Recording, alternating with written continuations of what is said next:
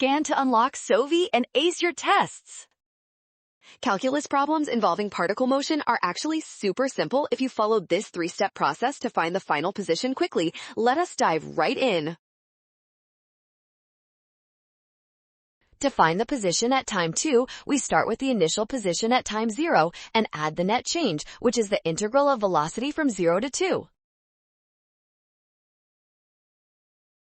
Since the velocity function is quite complex, we use a calculator to evaluate the definite integral. This gives us the total displacement of the particle over the 2-second time interval.